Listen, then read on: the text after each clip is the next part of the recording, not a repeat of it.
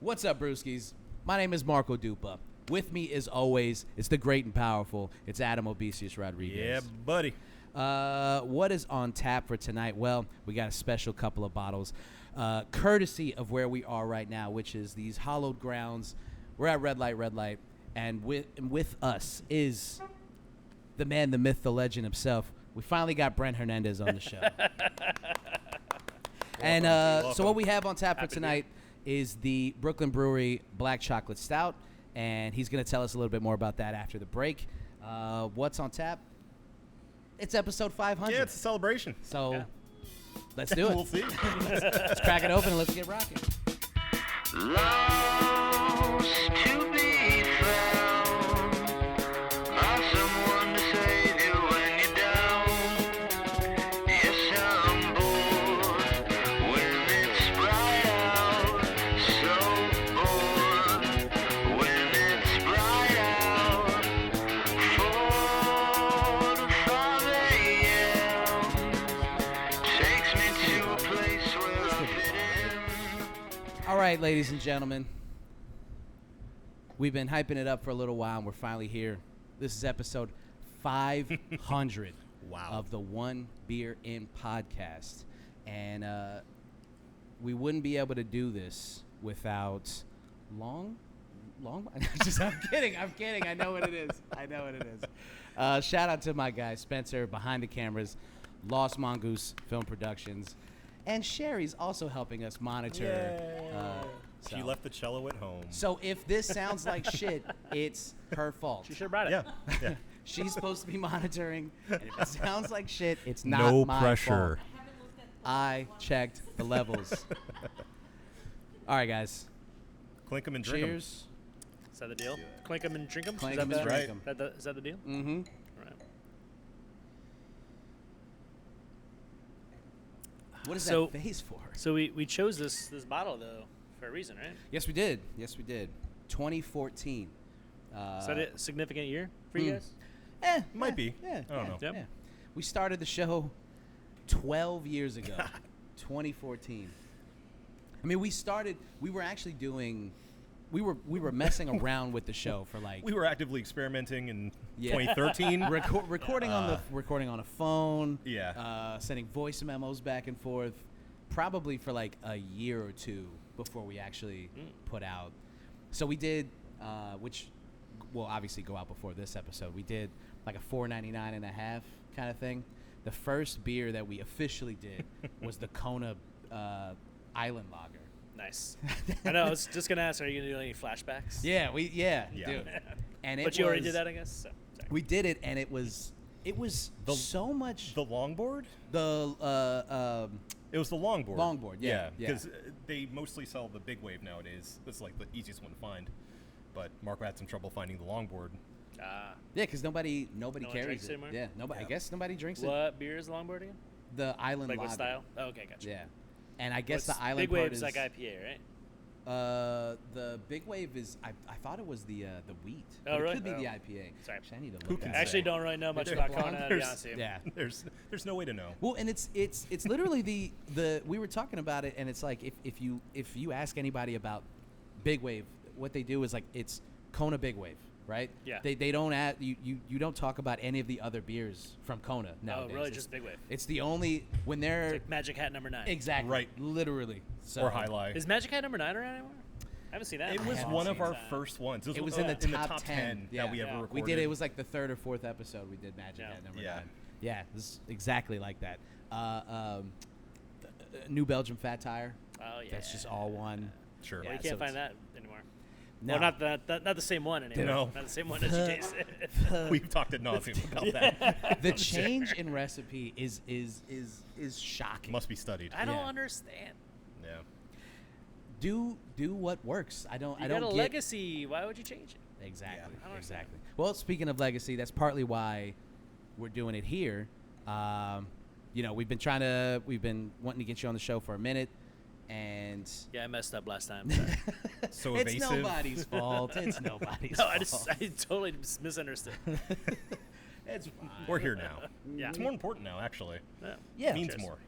Doing 500, it's super meaningful, and big part of why we wanted to do it here was because like this place, what you built, is a huge part of the show. There probably would be no podcast if it wasn't for Redlight. I mean, it's true. I mean, this is where we came. Wow. We first started I didn't drinking. realize Yeah, no, this is. I mean, it's a very essential part of the podcast. Wow. Unfortunately, you're in the same breath as Joe Rogan, but All right. if we're thinking about like how this thing got off the ground, it was. We it was dropped definitely one this of place. them. I'm not going to say who, but Yeah. Joe isn't here is all I'm saying. Okay. Right. Yeah, we're not shouting him out every other episode. Yeah, no. Yeah. Yeah, I mean, planning the show, grabbing the beers from this place, learning about beer culture. I mean, you go back and listen to some of the stuff that we were doing on those old episodes, and man, we didn't know shit about shit. Well, now you do. Yeah. I mean, hopefully. You better. It's been long enough. Paid to do it. You know what I'm saying? We called IPAs EPAs. Well, for after a long 500 time. episodes, I hope you figured it out. Dude, well, I'll tell you this. When I first got the job, we were, well, like maybe 300 Yeah. in. Yep. And I got like a crash course education into everything that I still didn't know. So, I mean, the wealth of knowledge here, the everything that you can gain from being here, like, dude, I realized I didn't know anything about anything. The style. I mean, part of the reason that we're doing the Brooklyn Brewing and the Lambic that we're going to do later is because of our blind spots as beer drinkers still to this day.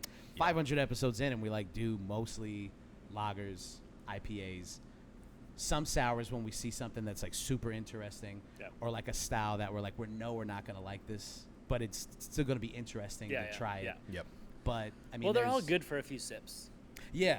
Sure. Yeah. Like, I like all of them to sip on. Yeah. I'm just not gonna drink a 16-ounce can of like any of them. And that's You know what I mean? Like all the pastry stout stuff. Like, Oh, it's yeah, delicious. I'm just not gonna Too drink much. Drink a whole one. And that's Too kind of what, well, maybe we'll get to that a little bit later, but I do want to talk about like beer trends that you've noticed, and that was one of them. 16-ounce cans. It's one thing to do a 4.5% like lager in a 16-ounce can, but like Yeah. like an 8% kettle sour. like, Right. why would you? Just hurt yourself. Yeah. Or a 10% seltzer. What kind of idiot does that? Hey. It's fine. It's fine. Yeah. It works. It works. It does. It worked when we first put it out. Nobody even Yep. knew. They didn't know what the ABV was. They found out. They had a They- great they time. had a great Everybody time. had a great time. Got to read the fine print. So we want to do. I mean, we basically like how we do like the interview shows. It's mostly just hanging out, but there are like a couple of. I wrote down. I did some. Okay. I did All some right. work. I know. I asked Adam before the show. I was like, "You gonna bring out my grandmother or anything? You gonna make me cry?" It's gonna be like he said. And here she is. Gigi. So yeah, we got a couple of little things. First question: who's your favorite general manager? Which one has been the most valuable to you? Nah, don't answer that. Because I was just gonna go off books. I was gonna go back to our very first one. I was gonna say Teach. Yeah. Let's go back. Let's go All back right. to the very first location. All right. Because I would like to just get a quick little history of the bar for people who Sure. don't know. There's some people who listen to the show who aren't from around here. They just pick up Yeah. on stuff that we talk about locally. So a quick little rundown. This is the third location. Third location, third site. So we started in Winter Park in 2005 in Hannibal Square. Historic district there. Pretty cool stuff happened back in the day there. There used to be a bar there called Ballard and Coram. And upstairs was the bar, downstairs was the bakery. It was two sisters. One sister ran the bar, one sister ran the bakery. I was bartending there. I was kind of hired as a manager, but it didn't really have too much power. I mean, basically, if you worked there, you managed that night. It was basically just like one person on. Yeah. So yeah, you were a manager. You were the only person there. So, Yeah. so you managed it. Yeah. But I eventually did start doing some of the ordering and stuff like that. But I started with it was like 2 friends of mine, the owners, former owners. Were kind of flip-flopping. One sister was going to leave the bakery. And so the sister that ran the bar got me and another friend of mine together who used to work for her at a different location. And like they knew we were friends. They're like, hey, what do you guys have some ideas so we could integrate the bakery and the bar into the same kind of space? And so we came up with some ideas, and then the sisters kind of changed their minds. Bakery sister's going to leave or stay, and then the bar sister wanted out. And she's like, well, would you guys just want to buy the bar from us? And we were like, what? Yeah. It's like, what does that look like? Yeah. Like for years, everybody would be like, so what's it take to open a bar? I'm like, I don't know. You work for these guys, and they basically just like give it to you on a silver platter. Right. So I didn't know. So we definitely learned our lessons later on. But How old were you when you when that let's see. happened? So I was 2005. So I was mid-20s, 25-ish, I guess, give or That's take. crazy. That's crazy. Yeah. To have I mean, you have to be at that age to just be like, fuck it. Let's just see what happens. Yeah. So I was actually at Erica's house when I got the call. We had just started dating. Yeah. We hadn't been dating that long. And I was like, Josie just called. She just asked if we wanted to buy the bar. Should I buy a bar? You know what I mean? And we're like, what? Yeah. We're like, yeah, let's do it. If I was like 25, 26. Yeah, because I was like, I didn't know what I was doing. I didn't think I was going to be here and No. doing it for 20 years. I thought, well, that sounds fun. Let's do it. Yeah. Yeah. I would have said no. I know myself at that age. I would have Yeah. been like, that's too much responsibility. I don't want to do that. Yeah. I'll work there. I don't want to. Yeah. Yeah. Well, I couldn't do it. well So I think we were also a little ignorant on how much work was going to go into it, too. Yeah. So. Sure. So we learned some lessons later. Was it already called Redlight before you got No, in? it was Ballard and Coram. Ballard. Okay. And then Yeah. at that point when it switched hands, you guys were like, all right, we need to change Yeah, the we changed the identity. name. Yeah. Was it always? So it just had like like a red light bulb. Like, so basically, if you went into the bar, there was just a glass door on the street that said a bar. So the said a bakery, and like a little bit over it said a bar. And you just open the door. It was like a flight of stairs up, and down there was a light bulb. It was a red light bulb. So Yeah. that was kind of where we got that Yeah. kind of name from. You know how often people are like, so what's the name? Yeah. mean? Like, what's Yeah. the? I don't get it. Like, what's the? Yeah. I mean, well, I can give you the full long story if you want. Yeah. So when we, I guess that's why we're on a podcast, right? We got time. You guys want to talk? Sure. Let's go wrap this up real quick. Yeah. We'll talk after. I'll tell you after the show. I'll tell you later. Everything you guys want to know, I'll tell you after. Yeah. Yeah. No. So when the bakery sister wanted out, one of her ideas was, one, preface my friend who became my business partner, Josie. She's from the Netherlands. So we kind of like, what about making the bakery this kind of like Dutch, Belgian kind of bakery, strong coffee. Wanted to like every coffee served in like cup and saucer. You get a little like cracker or a cookie or something with it, you know. And then upstairs we only do like Dutch, Belgian, like German, kind of like just European beers. And our big idea was half the building was going to be kind of like the history of like marijuana use, and the other was going to be like the history of prostitution in the classiest way Sure, yeah. that you could think of. Actually, we had some cool ideas. I thought one of the ideas we were throwing like was getting like an old like peep show machine and like putting like old historic like pornography that's like they're showing less than like a Victoria's Secret ad would show now.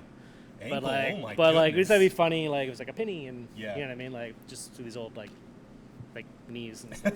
You know what I mean? Right. But then when the sisters like flip flopped again, you know, and they're like, "Oh, you're gonna take over the bar," and we're like, "Well, that sounds like a fun idea for someone else to do." Yeah. I was like, Yep. "Our name's on the line." Like, I don't know. Right. I don't know about Well, that now idea. you say it like that. we'll Yeah, take it. so- It's not that. So we, but that's kind of where the name came from. But we didn't really have the guts to put our name on all that. Yeah, yeah. But- That's risky. That's risky. Yeah, I mean, it's all. in Winter Park. Yeah. Right, right. Yeah. Yeah. Yeah. You have to just keep taking these chances. You know what I mean? Like Yeah. you took the chance to even sign your name on the dotted line to buy the bar. Then, it does it. And even that, the stuff that they did, as a business owner now, I would never do what they did. Yeah. Like, shout out to Hearst and Ashley. Thank you so much. Bless you. I mean, basically everything was in their name still for a long time, and we just ran it. Yeah. That's risky for them. So at the time, they owned a bunch of bars downtown. They owned I Spy, Sky 60, and Barbecue Bar Wow. at the time. Are any of those still around? No. But now they own Guest House and Sunroom. So Oh. Well. Okay. I think they're doing it. I That'll think do. they're doing okay. Yeah. They got to figure it out. They got to figure it out. But one of the things in that neighborhood, we had to stop serving early. So it was actually great. I could close down the bar and run downtown and get employee discounts at a barbecue bar. Yeah. Very nice. So that was pretty sick. Was that part of the impetus for changing location, or was it just? It was part of that. Well, then the bakery sister, Amanda, shout out to Amanda. Sorry, just naming the sisters. Then she did actually sell the business. And then when new owners were taking over and it wasn't separate addresses. Uh-huh. And we were paying half the electrical bill. And we had 2 coolers upstairs, but they had an electric oven. Yeah, that'll do it. So it's we're not really using half the power. Right. But I was okay with it because that's it was the family, and they basically gave us this business. So I'm fine. Sure. But new people, I'm I'm not Not going to do that subsidizing anymore. your Yeah. electricity anymore. So we moved out, and it was hard. It would have been very hard for us to get a license there. We'd have to get a variance and all this stuff. And we're Yeah. let's just get out of there. Yeah. So then or it was me. But at that time, I was actually by myself.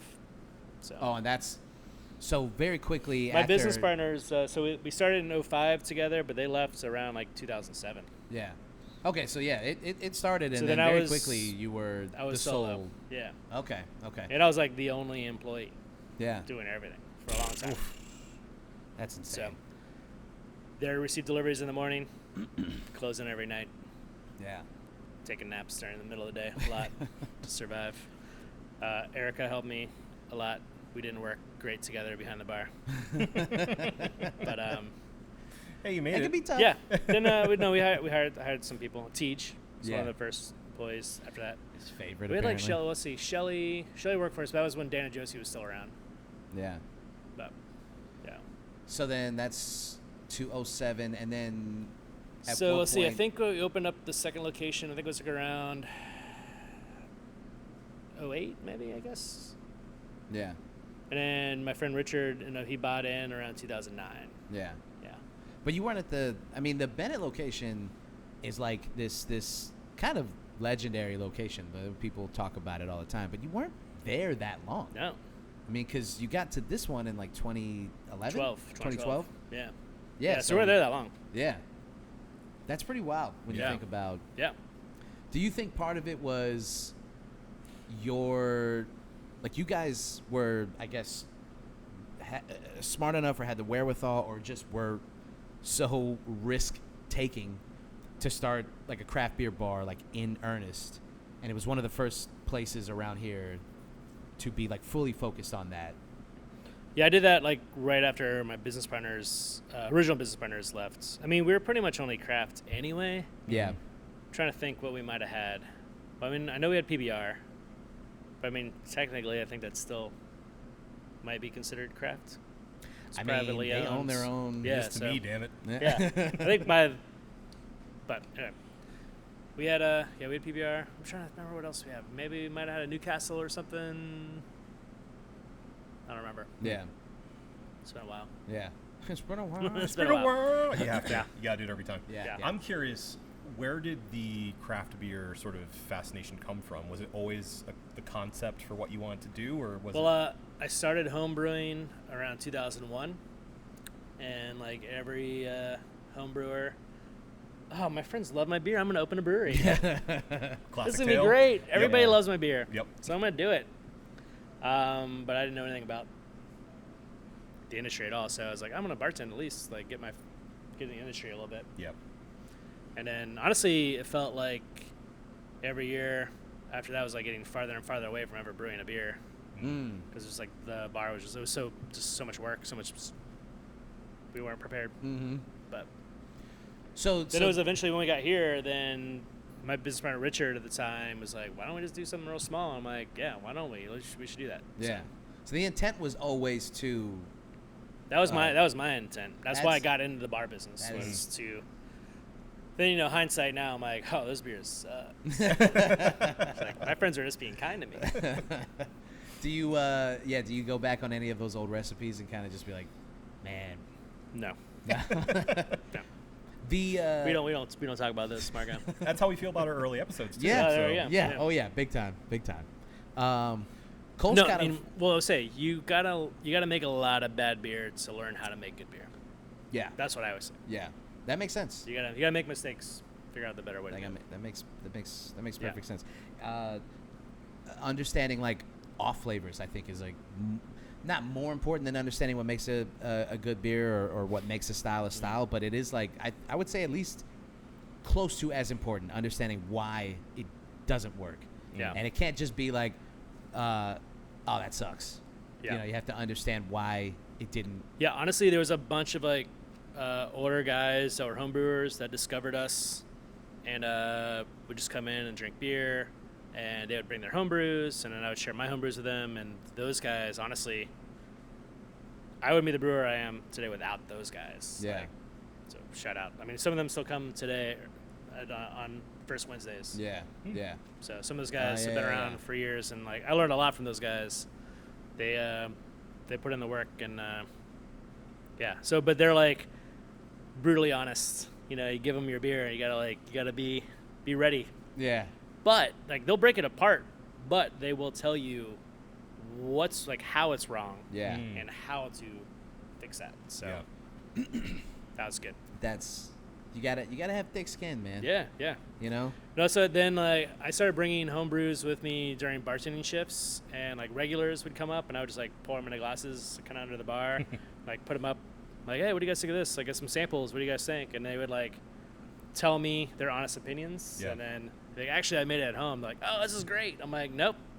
What you said first. Yeah. Yep. Yeah, That's what I wanted to hear. yeah, Uh-huh. Don't just blow smoke on my ass. So No, that's smart. Because again, I don't think I would have the same kind of. I would take it real personally immediately.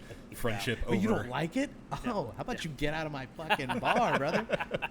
I open this Yeah. place. yeah, no, you gotta take constructive criticism. Yes. And Yes. gotta learn.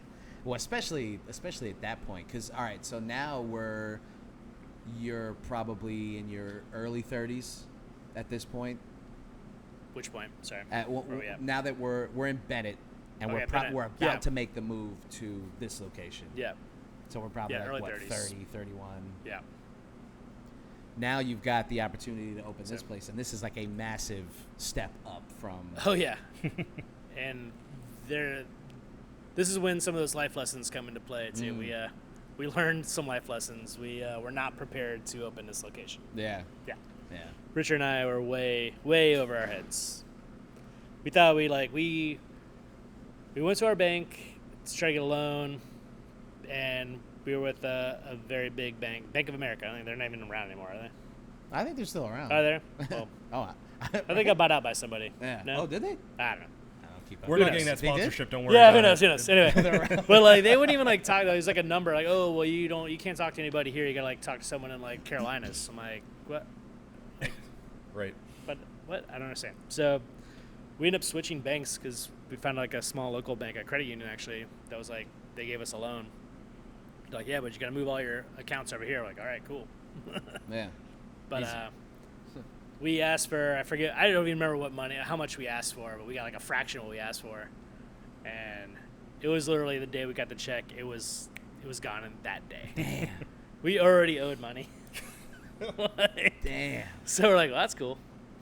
Yeah. It's like, Yep. and we like my wife and I had a townhouse at the time. We put that down for collateral, and I was like, oh my gosh. Oh no. Erica's going to leave me. We just got married. Oh no. Lost my first house to this loan thing, and I thought for sure Dude, I I mean, was done. And again, like, what do you? Like, there were literal blood, sweat, and tears went Yeah. into this place. We did so much of the work ourselves because we just couldn't afford to pay anybody. Yeah.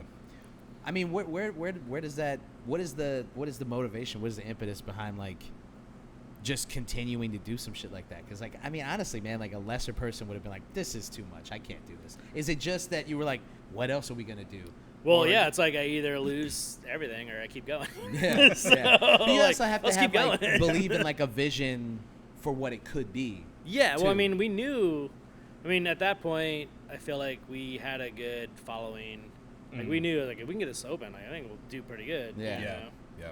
It was just like trying to get through all the hoops to get open, and dealing with like construction and inspectors in the city and all this stuff was not great. Not a great experience. Yeah. But, Yeah.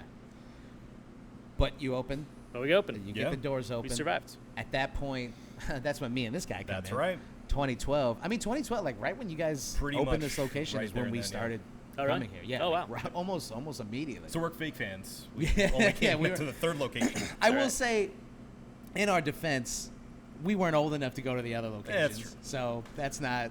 2012, I was probably 22. So you could have gone to those other Hey, locations, yeah. not me. He's old. He could have gone. I was going to Not barbecue as, bar instead. probably not as old as me. I don't know. Yeah. What yeah, decade were you born in? The 80s. All right, I beat you. I don't want to talk about it. It's all right. All right, so we get here, and I mean, this is where we've been current day, and we've watched as like it's changed over and over and over again. Everything that so you get here and Evolution. and still not with the I guess it's not built out to be a brewery yet because like where the No. brewery is now. Yeah, that was our art gallery originally. Yeah. Steve Parker ran the little gallery there, and it was all like high top seating over there. Mm-hmm. So when you get when you're building out this location, you still don't have it in your mind, or do you have it in the back of your mind that like at some point we could just knock all that shit out and make it a brewery? I mean, we definitely talked about it. We put some infrastructure kind of in that corner. Yeah. Like there was like a floor drain kind of already there, just kind of covered up, Yeah. stuff like that. So Yeah. a little bit, but we didn't know when or what. Yeah. So at that point, Then- you're in so- here. You're not. So we thinking- started upstairs originally. Oh, really? The brewery was upstairs actually, Oh, that's why. really small. Ah. But it was like FedEx delivered the brewery. Yeah. That's crazy. Yeah, bought it from morebeer.com. Wow. Yeah. Try to get that Get a sponsorship. sponsorship. So was that? So was- little electric Braumeister 50-liter system. Is that day one? You're working on stuff up there as we're still like rocking down Yeah. here. Yeah, the idea was just like to have like 2 draft lines that were ours. Yeah. Because at that point too, you got to think about the climate. The beer climate was like World of Beers were in full swing, opening up all over the place. I mean, beer was like the height Yeah. of it, you know. So That was. I like- mean, that's serendipitous as well. I was going to Yeah. say, yeah, it Doing seemed like this and perfect at timing. the boom Yeah. of when all that was going down. yeah. Yeah, because we hit World of Beer all the time. Orlando Brewing. Yep. Because they were around maybe like what 2 years before. At that point. I think, I don't understand, because I know for the longest time that I know they were open before we were open, because I Yeah. went there. Yeah. But when they were talking about their date, it was like, I don't know, it never really added up to me. Yeah. So, I'm not sure. But I know they were open before us, Yeah. because I would definitely go drink there. I tried to get a job there. Yeah. Yeah. It's like, hey, I can make beer at home. Can I come work here? Yeah. And they're like, no. Get out of here, kid. Yeah. Which is crazy to me now because I couldn't imagine. Or actually, well, I think their deal too was I could work there, but they're not going to pay me anything. Yeah. And I was like, well, I gotta pay rent. Yeah. So, Yeah. Can't pay rent with Yeah. experience. I mean, especially now, if somebody came to me and was like, "I make beer on my own. Can I work here?" I'd find a spot for them. I'm like, well, actually, I would want to taste their beer first. Yeah. Then I would find a spot for them. Yeah. Like, you don't really know what you're doing here. Yeah. What's really interesting to me, what's kind of illuminating is, I mean, you're a humble guy. I just had no idea that, like, from the start, there was always the intent to have your own beer going on. So I kind of always assumed that, like, you had the business, you were running it, you were bringing in cool shit that nobody was bringing in at the time, and then was like, you know what? I can also put my own shit. Yeah. Yeah. No. I mean, I got into the whole thing just because of brewing. Yeah. Sorry. So you got into it Sorry. like dumb early as well, because if you're thinking about when you got into it, that was before it like cracked off. It was before like the boom. Yeah, when we first opened, it wasn't even. I mean, back then they didn't even call it craft beer. It was called like microbrews.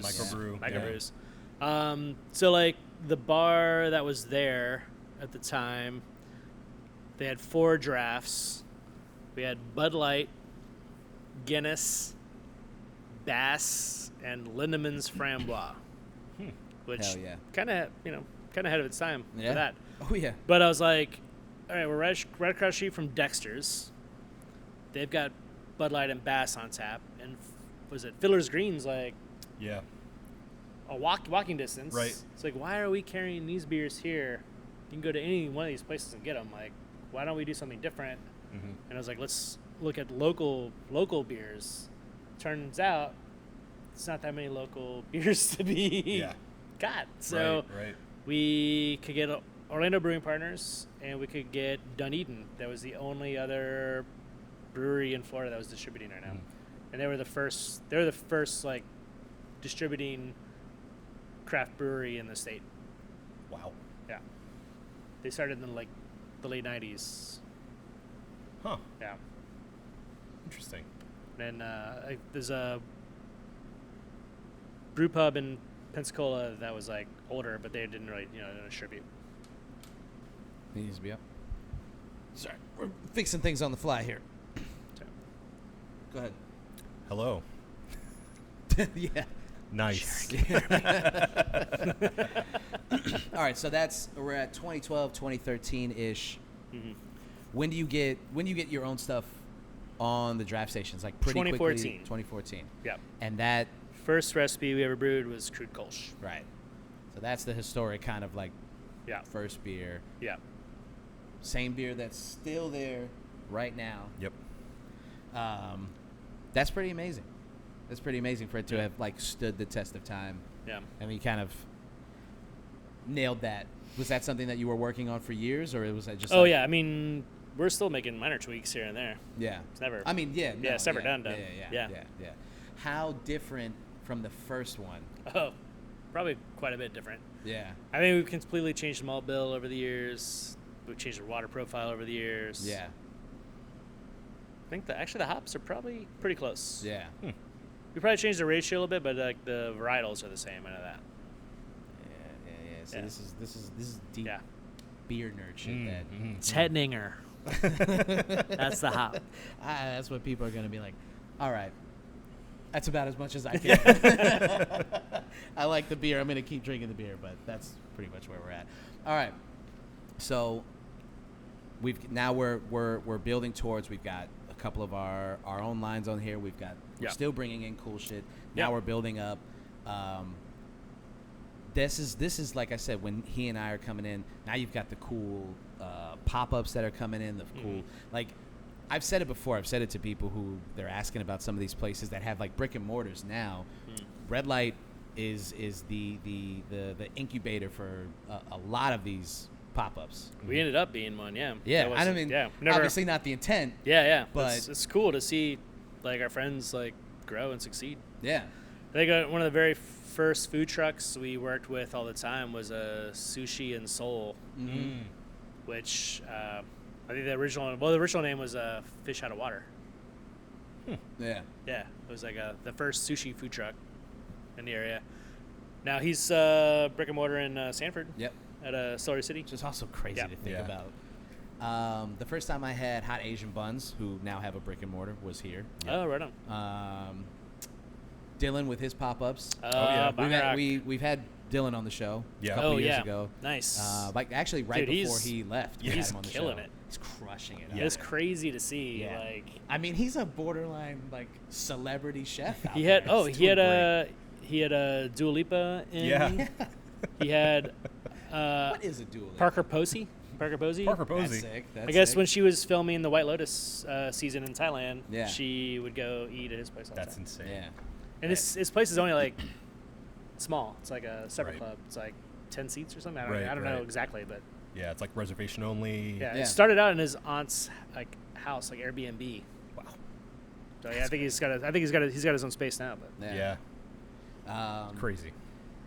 Yeah, and he was doing. I remember Papa Llama before they had their brick and mortar. They would do some pop-ups here. yep, that we they did. started out and they were only making paparianas. Yeah, That was their thing. Was just paparianas. and they did They're great, too. collab with Dylan when Bourdain died. Oh Remember yeah, that? that And night was huge. That night was That was crazy. Yeah. Was there a third food? There was someone Was it else. Swine who and was down. Sons, I think maybe? it was Swine and Sons. I think Swine and Sons There was was three involved. of them. Yeah, there was three people involved. But yeah, that night went crazy. Yeah. That was an all-timer. I still have pictures Yeah. from that day. Nice. So that's what I'm saying, man. Like that's what I'm saying. Like it yeah. it can't be overstated how essential the history of all of that and us coming into it, you know, for Orlando Orlando craft beer culture, for this podcast. We'll edit for, that out. Huh? We'll edit that out. No, we're leaving it all. Do it in post. We're leaving it Do it all in Can you post. fix that? Can you fix that later? Do you ever think about that? Do you ever think about like, or you just have to keep going? Yeah, do you ever take a second just to sit back and be like, my kingdom? Yeah. What is No, happening? definitely not. I don't know. This is not really Yeah. my nature, I guess. No, I it's don't know. not. It's not, and that's why like We talked about getting the humble part. Some of the, Yeah. some of the answers are surprising No, to I'm me. happy that to even- see them. I'm happy to go eat at their places now. Yeah, So just the fact that there was always a vision is very. yeah. is Well, I very mean, cool think to back me. to like my story. It's like someone basically gave this place to us on a silver platter. Yeah. So it's like someone help me. Yeah. So keep helping. Yeah, Pay definitely. it forward. I guess. I is mean, that a thing? Is that yeah. still a thing? Yeah. I think Do so. the kids still say that? Well- Pay it forward. I think. Not I to s- hope. Not to denigrate anybody else around here, but like people don't. You have to think about Yeah. like there's a lot of businesses that don't do that. Yeah. I mean, everybody's trying to do their best, and some people view success in a different way. They view it like we have to like wring this rag dry. We try to get as much as we can out of every opportunity, and part of the reason that it's so satisfying being a part of this is we just do shit because we believe in it. Yeah. And there's never, I mean, we got to keep the lights on, obviously. Sure. Yeah. But there's so many opportunities where we do things just because it's cool and because we believe in it, or it's a friend of ours, or, Yeah. you know, even still to this day, I mean, we got like coffee pop-ups. I mean, shout out to like Otaku and Foreign Grounds. And Yeah. these people who are like No, I mean, just getting actually, off the ground. I mean, honestly, I got to throw all that on my wife because I yeah. never would have thought, let's have a coffee in there Right, during the day. I'm like, what? right. I think I was probably like, why are we doing that? You know what I mean? No offense, friends. but yeah. now I'm a true believer. Yeah. And that's even that is Yeah. interesting because it's like it's 2026. We're still Yeah. like the vision is always evolving, Mhm. and even something like that where you're like, now that we've seen the success of it, it seems like a no-brainer. But when it's Yeah. first brought to the table, Yeah. it's like why that doesn't make any sense, Yeah. you know?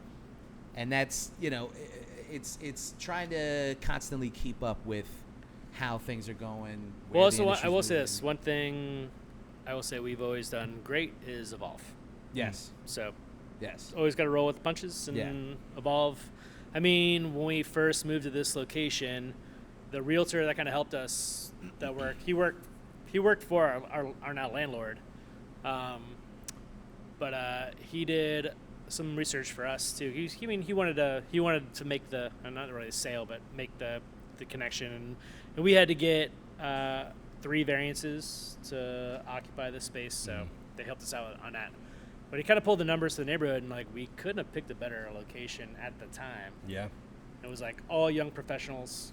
So like our late night hours, like from like midnight to 2, was bonkers, like crazy, like just party night, like every night. But now, fast forward a little bit, we still have the same people, same neighborhood, but they have kids. Yeah, they've all grown up. Like they're not going out Right. late anymore. So like our late night hours dropped. Yeah. So now we had to like evolve and figure, we got to open up earlier and stuff like that. So Yeah. just got to roll with it. And again, another evolution of the bar, because we were coming in here when it was open till 2. Yeah. And then you just watch it slowly move back an hour, and you start seeing slowly the different clientele that we're serving, and it's Do you feel like with each location, you kind of brought to fruition like the vision that you had for each location? Like when you look around here, for instance, do you feel like it's everything that you wanted, or is there still like little things that you're like talking about the constant evolution? There's always like, maybe we could tweak this thing, or maybe we could change this thing a little bit. Well, there's always things we can improve for sure. Yeah, for sure. But I mean, from like I guess from like an aesthetic vision board kind of perspective, because we've got to stay up with trends. We've got to stay up with, culturally how things are going. Yeah. But from a vision perspective, I guess I don't have like a long-term vision. I think it's more like just kind of roll with it. Yeah, that makes sense. Yeah. I mean that you kind of have to, right? Yeah. You kind of have to. Because I mean, even like, no matter what you start off doing, like, even when we open up different locations, like, all right, here's what we're gonna do, and then first day opens up, and you're like, that's not really gonna work. Yeah. You always have to tweak it. You always gotta change it. I mean, we roll out events, and we're like, did that work? Nope. I don't know. Yeah. I mean, should we? There's should been we change events. that thing? Oh, there's been events like in the opening moments of the event. I'm like, oh gosh, Yeah. we messed up. Yeah. There was like one like Lambic event. It wasn't Swansea Day, but it was something like that. And we were like, I think we were just doing like a Lambic celebration or something. It was still when people drank Lambics. Yeah. Yeah. But I do want to get into that when we crack open this. Yeah, one. but they were like, oh my gosh, we did not do this correctly. Like, but there's nothing we can do right now. We gotta just gotta survive keep then going, make it better next time. But yeah, I forget. I think it was like we were selling Cantillon. It was just like it was bonkers, and we messed up. Yeah. Yeah. It's we hard. learn. It's hard sometimes to have the foresight. I mean, in my short time relative to the life of the bar, being here, even I've been through. Or like very first Swansea Day we ever hosted. I remember this. Like this is 2019. I think we scheduled it super heavy on the back end because we just thought it would be like a late night thing. Right. And there's people like lining up outside the door before we open, and we're like, oh my gosh. Your heart drops. We're like, we did not plan this correctly. Like, we have like so many more people. There's only like 3 of us here right now or something. You know what I mean? Like, but we survived. But then you learn. Yeah. Yeah. Just gotta sweat through it and survive. And All right, before we move on to the next beer, which is a lambic that we're going to get into, which again, we've told our fans a beer style that we don't particularly do on the show. Favorite location? Man. Favorite child? I I know. don't know. Yeah. Man. I know. I miss the aesthetic of the first place. I miss the rafters. I had like exposed rafters. It was upstairs, but it felt like you were in a basement. Yeah. I miss that. I miss the patio from the second location. But I don't know. I think this probably is. I mean, this is the better location overall. I think. Yeah. So if you could take like different pieces from each location, and like create, that would be like the perfect. Yeah. Not any one location. Yeah. All right, let's get into this lambic. Should I run and rinse these out? I'm all right. It's up to you guys. It's fine. I mean, We're not that classy. if you're not rinsing it, we're not rinsing, dude. We're not rinsing, man. We don't rinse here. Yeah, so in the vein of doing a style that we don't typically do on the show, well, first, do you want to kind of give a little explanation of or a little history of this? What we're about to sip on? Get out here. Is there a fly? Hmm? Oh, was there a fly or something? Yeah. I'm trying to keep the fucking. Probably doesn't look great. I'm just like. You. P.U. We can edit that out later, right, Spencer? Yeah, we can like edit that CGI out. my hand out of the frame doing this over and over and over again. Sorry, I'm like thinking about the show and the questions, but I'm also like doing this involuntarily. All right. So, Here, well, cheers to 500. thank you, Cheers. sir.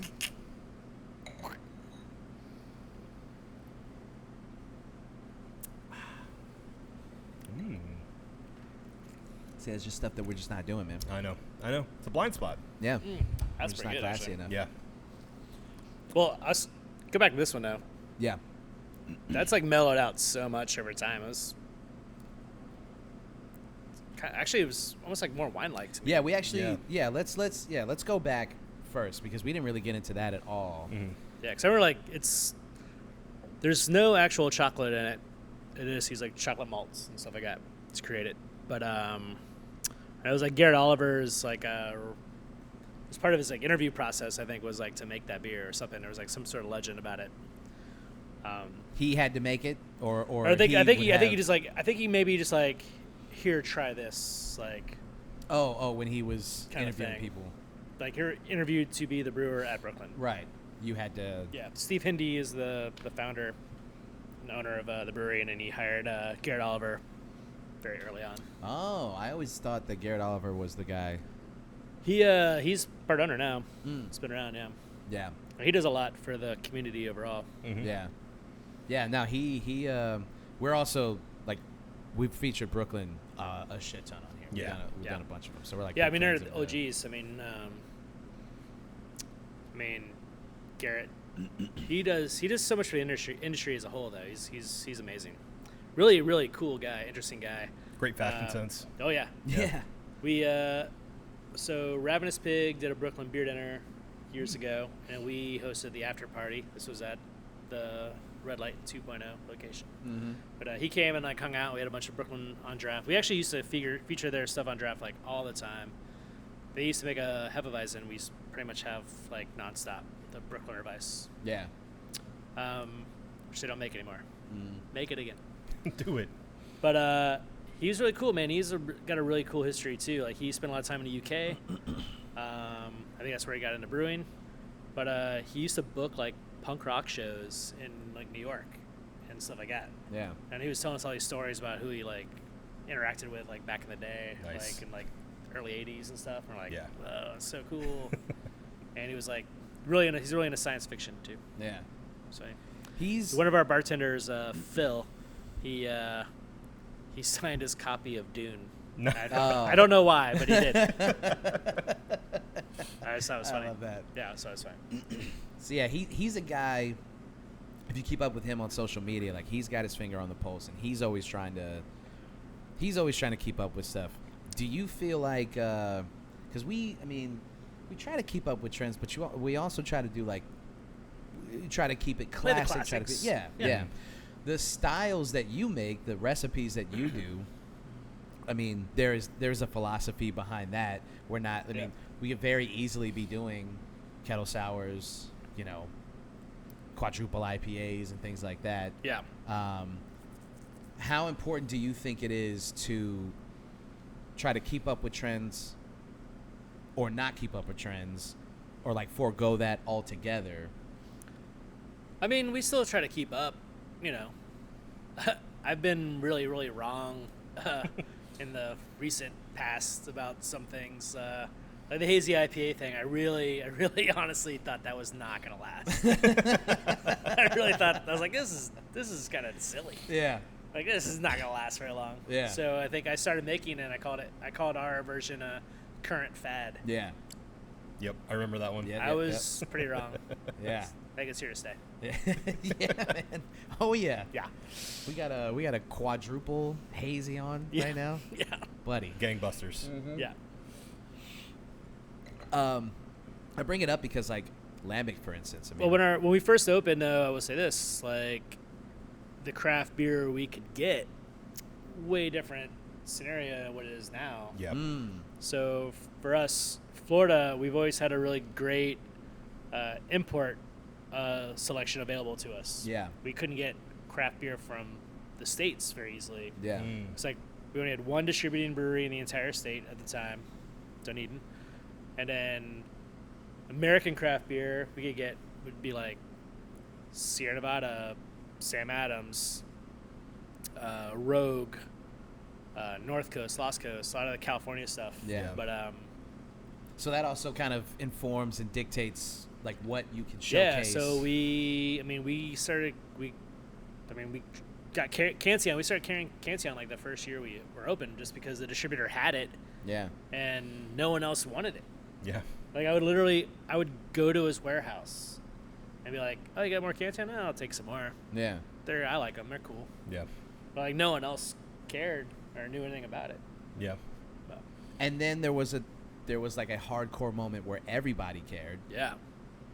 and then it's kind of pendulum's kind of Then you swung couldn't. back again. Yeah. Then you couldn't keep it on. Like if we put Cancion on tap, say 2018, 19, Yeah. be gone in like a day. Yeah.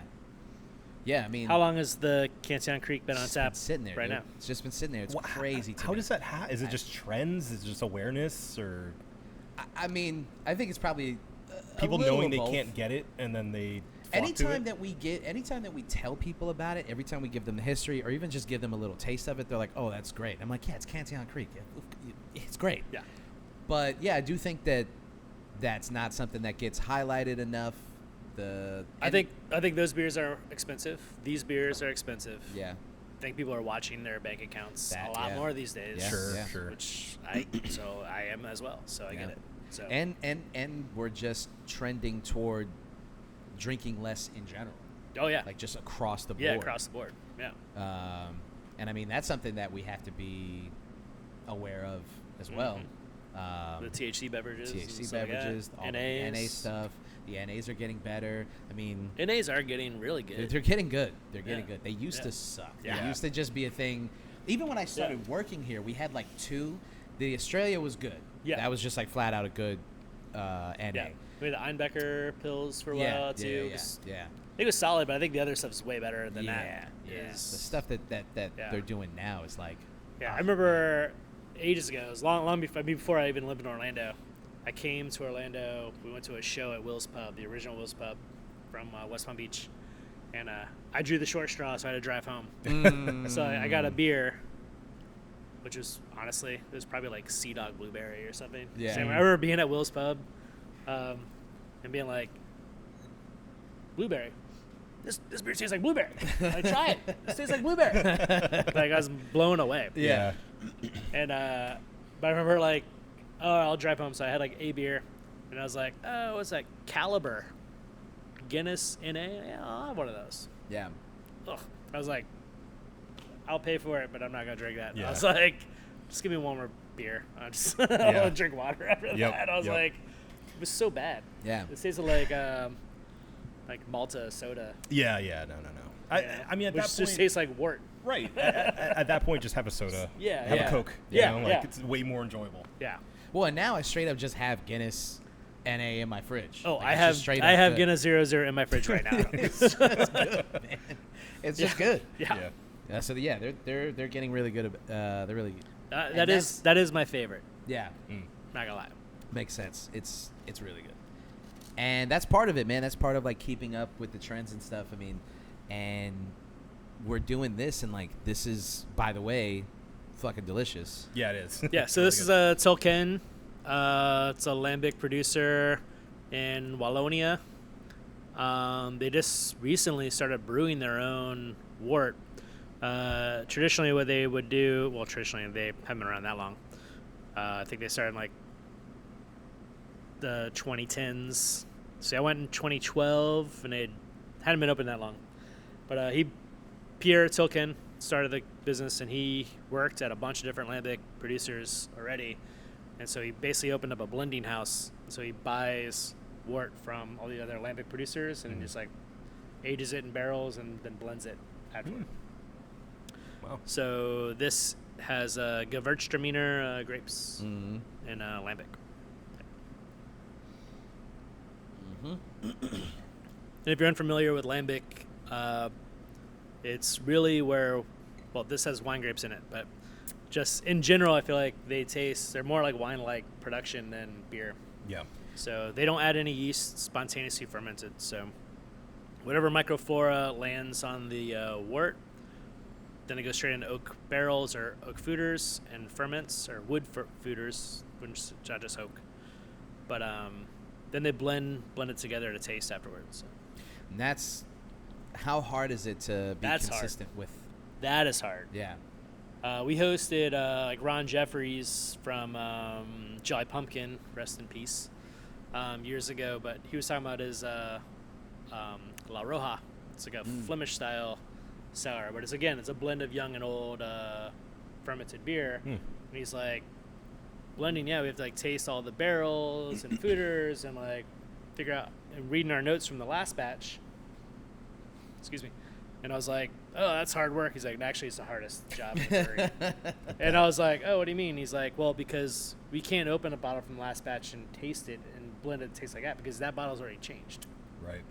We want it to taste like when we bottled it last time. God damn. So I was like, oh, that does kind of sound pretty hard. Yeah. So, going off memory. Yeah. It was just, I mean, you have to like, trust your palate Yeah. that many times over and over, and like, that's no, like they'll taste a barrel or a foeder, and they're like, oh, I want that character to come through in the beer. I want that character to come through, like trying to figure out the ratio. Yeah, that's just crazy. What do you think is the hardest beer that you've had to? Is that because you've done spontaneously fermented stuff? It's hard. I mean, we did it, and like we don't have like these guys will have rows and rows of barrels to choose from. Right.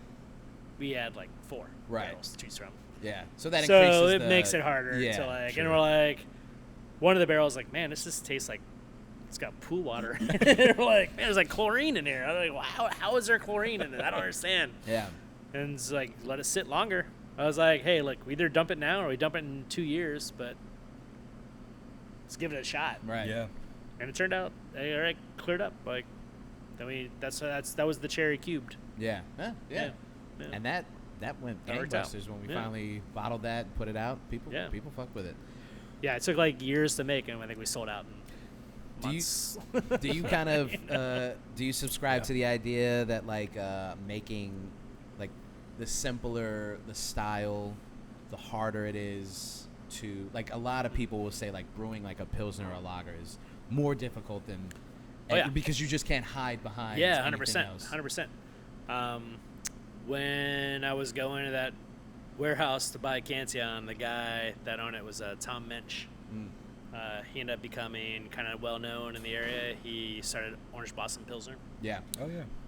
But one of the things he always taught me is like, you want to judge a brewery, you judge a brewery by its lightest beer. Because there's nothing to hide behind. Like, I mean, not that Brooklyn is a bad brewery, but saying like, there's a lot of stuff going on in that beer. Sure, you can hide a lot of stuff. I mean, during that time too, you had the beers like Stone Arrogant Bastard. Yeah. Yeah. Like, what is that beer? You know what I mean? Right. Like, I always call that a kitchen sink beer. It's like they just do everything in there. Yeah. So you could hide anything in that. But you got like a Helles or like a Pilsner. Yep. American light lager, like. Yeah. It's a cooking philosophy too. It's like the more ingredients you put into something, kind of the cheaper you can go. Yeah. Yeah. And it gets hide a bunch of muddled, stuff. and you're just like, well, this is just spicy. That's fine. Right. Like, maybe you fucked up halfway through making this, and then you just dumped a bunch of cayenne or whatever in there to get it to a place that like now you're masking. Yeah. Just cover it. Yeah. In You bought like a and that's how Nashville Hot Chicken was formed. Well, and now they get to charge $30 for their chicken. So it's again, craft. Things go in cycles, don't they? Yep. You can hide behind all these ingredients, and now all of a sudden you can charge $20 for 116. Sorry, friends that sell Nashville hot chicken. I'm sure yours is great. Yeah, yours is the best. Yeah. I like Hattie B's. Hattie B's pretty good. Huh? I like Hattie B's. That's a good question. Outside Actually, of I'm not a big Nashville hot chicken person. Overall, yeah, but I fucking love Nashville hot chicken. Yeah. I thought I did. I love that dog. I thought I did. I really did. I really thought I did. Yeah. And the more I got into it, I was like, I just don't really like. It's one of the hype things. Is one of the super It's trendy. like, Yeah. well, it's just like spicy for spicy's sake. And That's I'm all like, it is. Yeah. Yeah. But I was like eating a lot of like Dylan's like hot Thai wings, and I'm like, man, there's so much going on in That's these wings. that's Yep. cheating because You know? his wings are unbearably spicy, but oh, they're but there's so so much good. flavor. I'm They like, taste so good. I will sweat through it. It's Yeah. torture, man. Yeah, It's I will torture. do it. You I will coming keep back going to now. it. Yeah. Yeah. Oh yeah. Finished everything, and I was just like, I felt like I think I'm gonna die, Yeah. and I'm like drenched in sweat. Oh, My yeah. shirt. I'm just like, But it's you so gotta good. you gotta keep That's going back. that's stage one. Yeah. Yeah. Yeah, the next day. That is. Uh-huh. Uh-huh. Oh, dude. Still worth it. That's the true test. Still worth it. It is. I did it every. Yeah. did it every week. Uh-huh. Uh-huh. Do you think that that's part of is that kind of philosophy why you don't do a lot of IPAs, why you don't do certain styles in general? Well, I just thought, personally, I just feel like the IPA is like overdone. How Not dare you, overdone, but like. First of all, how dare you? Okay. Sorry. He's an Unpopular IPA opinion. guy. He's we, No, like- we've discussed our favorite Well, no, types. but like, here's the thing. It's IPA's like, mine. I mean, am I gonna make a better IPA than Sure. anybody making IPAs right now? Probably not. Sure. You know what I mean? So I'm like, Yeah. you know what? I'm gonna sell Moon Boots because my friends made it. Yeah. And I think it's really The good. Moon Boots is great. Yeah. So we'll support that. Yeah. well, even that's makes sense. interesting to Yeah. me. The philosophy of like, I mean, I mean, we've made IPAs. Yeah. But it's like I don't want to put my focus in that because Sure. I don't really drink them anymore. Personally, I did. I overdid it years ago. I think Terrapin Hopskuchner Oh, yeah. shout out. really put me under. I was like, man, I would drink. I drank too much back in the day. But I would. Didn't we all? I would drink. I mean, I would We're drink. older, I could. smarter, I could better finish now. a 6-pack during my shift while I was working. Yeah. But That's what I'm talking about. yeah, I don't do that anymore. Yeah. If I drank 6 IPAs right now, I'd be hungover for like 2 days. Probably. Do you Yeah. do you think like your personal taste informs, how do I phrase this? Are you trying to get people into things that they normally wouldn't be into, or do you think A it's little just bit. your personal taste? No, I mean a little bit, because I mean I think these other beers deserve attention too. Yeah. You know, Yeah. I always thought. I mean, I really got into Kolsch just because I thought, man, it's like a really great beer for Florida. Yeah. Mm-hmm. You know, it's like the production side of it is slightly easier than a lager, or some lagers, but doesn't need as much time. But it still comes out. You know, it's got some similarities, and part of it was the equipment we were using at the time. I probably couldn't have produced a well-made lager if I wanted to. Yeah. So Yeah. that's also that. So I was like, well, I can't really do this. So I can do the Kolsch. It's like a ale version of a lager. essentially. Yeah. But I mean, I'll tell you from a personal standpoint, like I've become obsessed with the idea of like the purity of Kolsch. When people come in and Yeah. they want it in like different glassware, I'm like, Yeah. No. no, You I'm can't not. Yeah, you do can't. that. And sometimes I'll bend the knee for certain people, friends sometimes, but for the most part, I'm like, well, I think we created a lager, or a leader button, right? yeah, For just the, for a couple of homies, the leader boys. the leader boys, the leader boys. You know who you shout are. Friends only. You know who you are. out. But for the most part, I'm like, We did that for you. and I think that that's like the cult of Redlight Redlight, man. Like when you All get right. in here, I think like when you're here and Your you kind family. of buy you Sorry, I kind had to. No, when you're here, you're breadsticks. That's Yeah. right. That's right. I think you just buy into the philosophy. If you don't buy into it and you're treating it like it's just a job, it makes it more difficult because like there is there is an education to working here. There is an education to Well, selling. and I think part of that actually probably goes back to when we first started too, because like I said, we started carrying these craft beers. No one knew any of the beers we had on tap. right. You know, we got rid of the Guinness, we got rid of Bass. Like people didn't know. Yeah. People didn't know what these things are. Yep. You know, I mean, at the time, I remember like Hoegaarden was still pretty popular, but that was right when like Blue Moon and Shock Top were both coming out. Yep. And they're like, you got a Blue Moon, you got a Shock Top, you got a Hoegaarden. We're like, no, like we got a Vitikerka, try this. Like, Yeah. what's that? Like, just try it. It's good. Yeah. You know, we had to hand sell everything because no one knew any of it. Yeah. Mhm. And that, I mean, the You know? philosophy permeates to this day. Even though there's a lot of stuff that people are familiar with, there's still a lot of stuff that you have to hand sell to people because you're like, Yeah.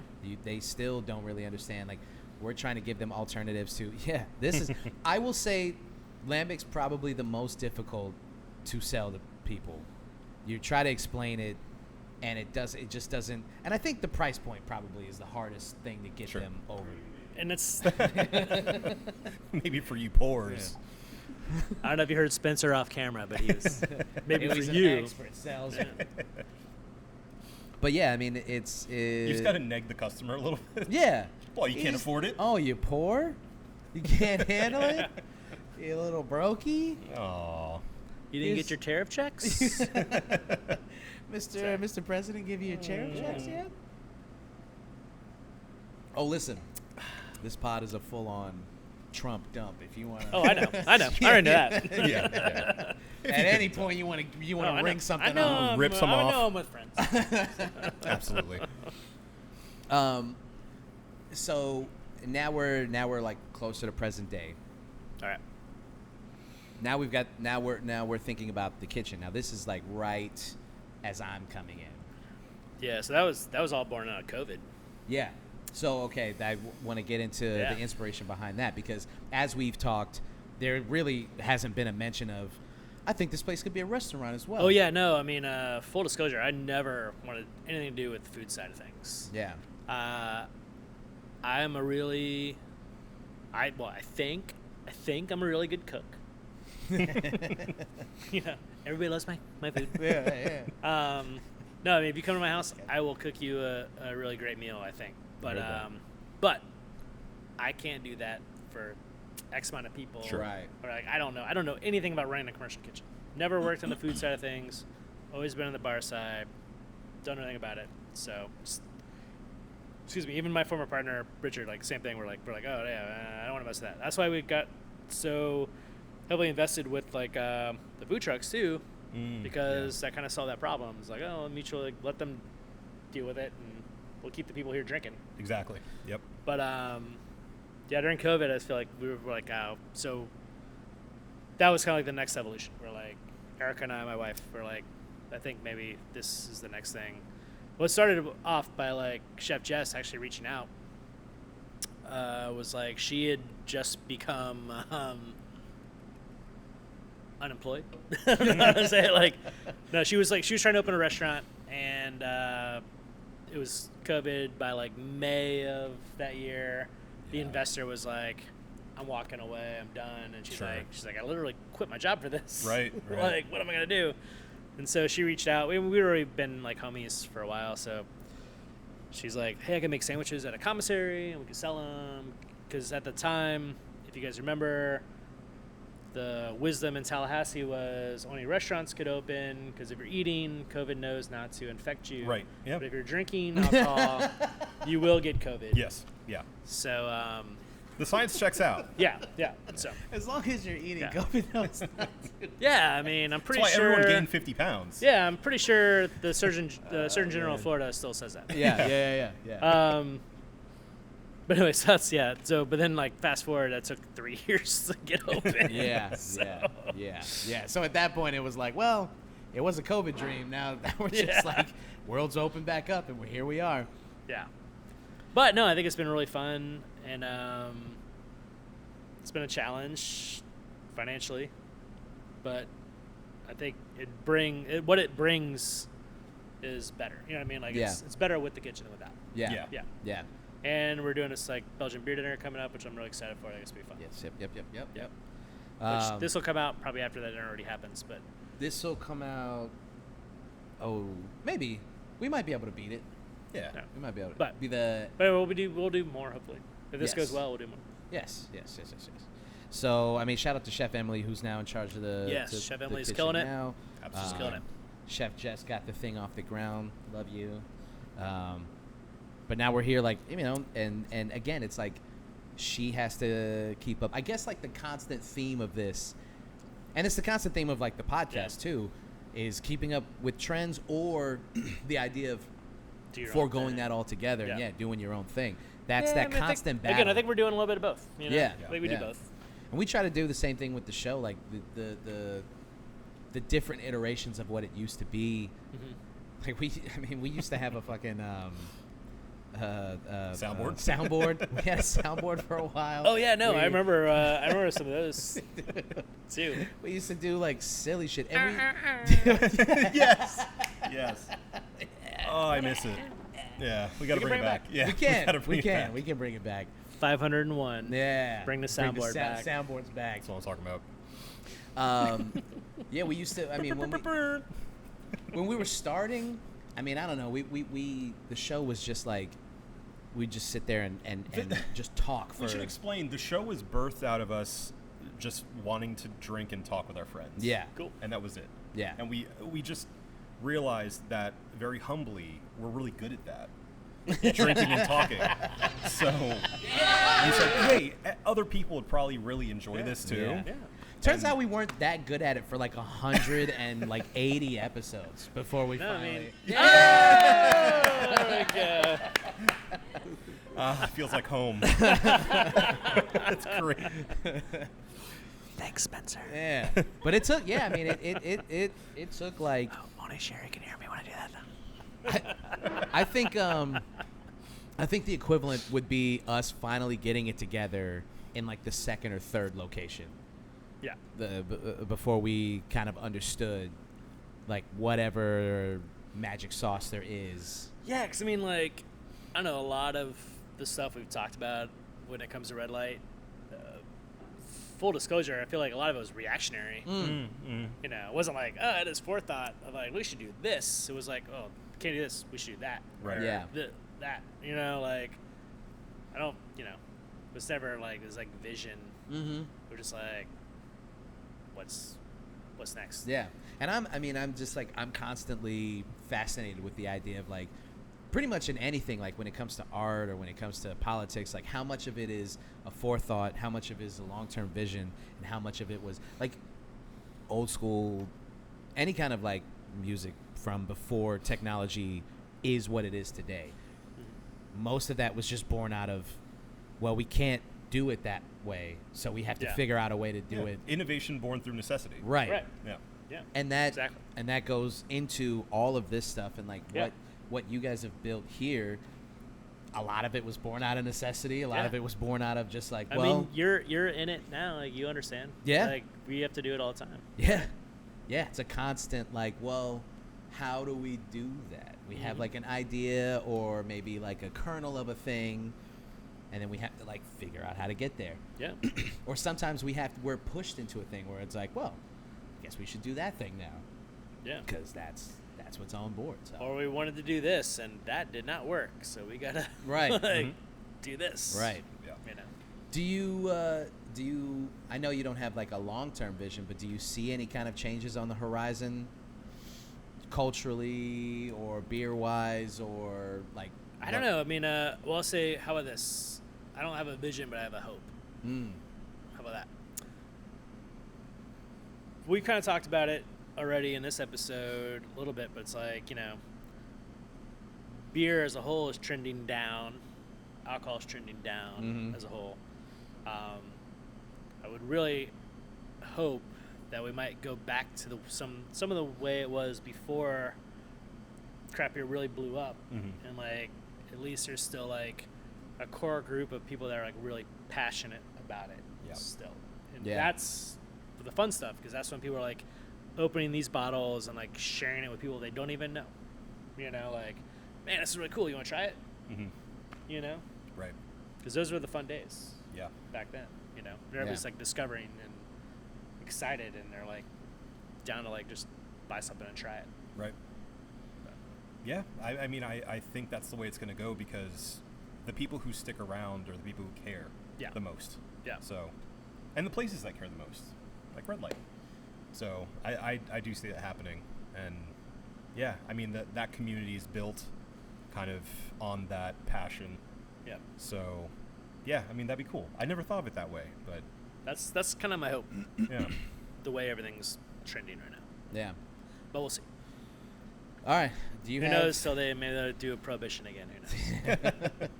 You Who never knows? know. Who Who knows? Who knows? knows what they're gonna do next? But Do you feel like you have anything else you want to? We kind of got You didn't the try it. history of the bar. It's true. I'll do that after. Don't worry. I got questions that I got answered. Do you have any questions anything you're wondering about? What? Okay. I'm not gonna make you name your favorite beer, but give me a favorite beer, in general. All timer. Desert Island beer. Desert Island beer. beer. Desert Man, Island, like top 3 Desert Island. Man, that's a tough one. Yeah. I had an answer for that for years, and I'll tell you what my old one was. It was Jolly Pumpkin Bam beer. That was my Desert Island beer for a long, long time. It's still good. I think it's changed a little bit with new ownership and stuff like that. I think it's, or my palate's changed. It could be my palate too. I don't know if that's my Desert Island beer anymore. I don't have a new one. I haven't found something I feel like that I'm like, I mean, what do I don't like drink the same thing like every time because I haven't found that. Well, I was about to say, you have to think about, like, this is your Desert Island beer. This is the beer this is the only thing you're drinking for the Forever. until you die on that island. Yeah. Yeah. So I don't know. I don't have a good Still answer searching. for you. I'm still searching. Yeah. It used to be Bam beer though. Okay. That used to be my Desert Island beer. What's yours? The Crude Kolsch. Yeah. It is my favorite beer. Cheap pop, cheap pop, cheap pop. It is Trying so to get a good sponsorship out of this? every time. And I'd be honored to sponsor Redlight Redlight. Oh, you're gonna sponsor us? Hell yeah! All right. Let's do it. No, I love the Crude Kolsch. I mean, if I'm going back in the day, I think the most important craft beer for me would be the High Life. Yeah. Because it was the first one that I was like, this is semi-local. Wayne Wombles. This is a Shout out to you, Wayne. Absolutely. This is a Florida craft beer, and it was like the first one I could identify as like, if I see it out there, I'm gonna get it. Yeah. All right. So that was like a first, like eye-opening beer, I guess. Yeah. For you? Yeah. Definitely What about you? I mean, we discovered it at the same time. It would definitely be, or the Hopsecutioner. That was like a big one for the beginning of the show, for the beginning of like our journey in craft beer. And Old Rasputin. That was a big one. Old That was Rasputin. Yeah. Yeah, absolutely. Those Old would be Raspy. Yeah, yeah. The just stuff where you're like, oh, it can taste like this. I had no fucking Weird. idea. Like, Yeah. this is. No, we'll say Harp from Guinness. That was the first beer I liked. Yeah. Because I only had like Bud Miller core stuff, and Sure. I just didn't like beer. I didn't drink beer before I was 21 because I was at a party and this tastes like shit. I don't care. Yeah. I don't like this. Yeah. Yeah. Then I had a Heineken at a house party, and I Yeah. was like, "That's what all the fuss is about." Yeah, I was Fucking like, sucks. I'm good. You guys can do this. I'm good. Yeah. But Harp, and I was like, this actually has something going on. I kind of like it. Yeah. But I don't remember exactly which one it was, but it was definitely a Belgian beer. It was either like Chimay or maybe it was Dutch La Trappe. It was one of those two. Yeah. Might have been La Trappe, actually. That was like, what is this? Ironically, I this think is that- beer. Like Yeah. this is Yep. the same thing as that. Yeah. Like I think that My mind was starts kinda blown. the love. You're like, Yeah. I don't drink beer. Beer sucks, and then somebody introduces you to like a Belgian beer or like a really high quality craft beer or a microbrewery at the time, and you're like, oh, it can be this good. Yeah. I had no idea. I was, because I didn't drink that early either. I was kind of a nerd. I was a big nerd. Yeah. You're what? I was a Big nerd. Big nerd. Yeah, I didn't go. Go Shout out to all the big nerds! nerds out there. Yeah. But yeah, I didn't start like drinking like culturally or heavily, like actually giving a shit about beer until like 22, 23, and that's when we started coming here. Right. Yeah. Well, for me, it was it was college around the same time, like 21, 22. I was going to O'Shea's Irish Pub on Clematis Street. It's my home pub still Nice. to this day. Nice. But yeah, Irish beer. That's what really got me into it. Yeah. Yeah. All right. Well, I mean, as far as I'm concerned, I got all the answers I want. I'm gonna leave. Yeah. Yeah. I'm gonna leave this place now. Well, I'm gonna stay and finish this beer. All right. Obi, feel good? I think I'm good. I want to give a honorable mention for early craft beer to Delirium Tremens. Oh, yeah. It's also yeah. huge Yeah, for me as yeah, well. yeah. I would be remiss if I didn't call them out as well. And the Noel. The Noel, very good. Wow, Yeah. big one. Yep. Big one. Yep. Big one. Actually, I know a guy could get you a sponsorship.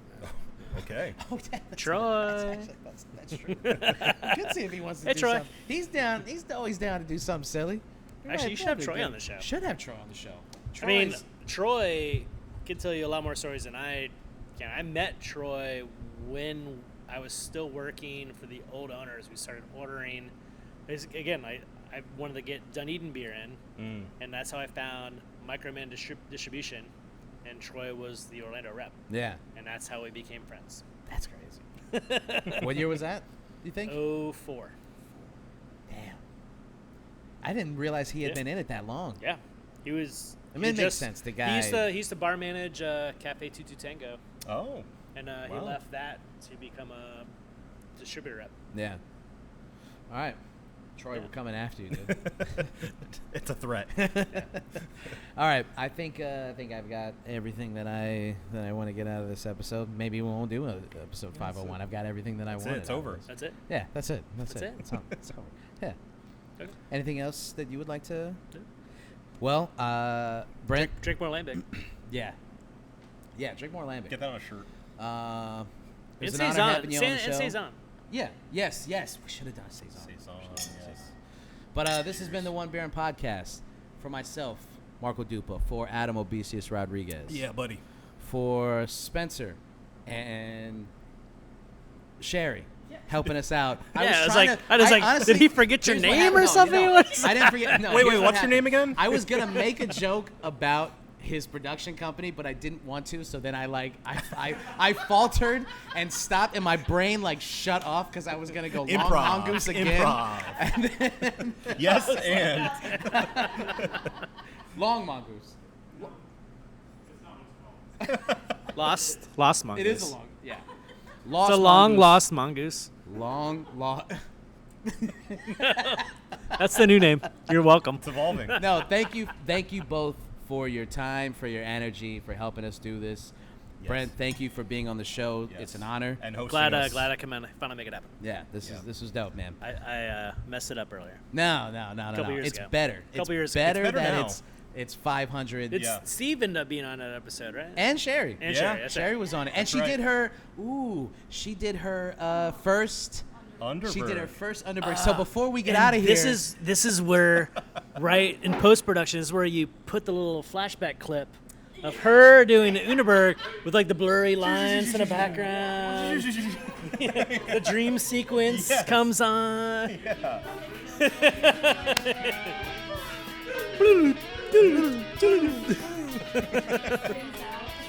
Oh, we're doing a little Bergie? we all gotta do a bird for episode 500. So, including you. Come on in here. Get in here. Thank you. Chase it with it. Did you finish the cookies? To be found. Chase it with Someone to save you when you're down. Yes, I'm bored when it's bright out. So cold when it's light out.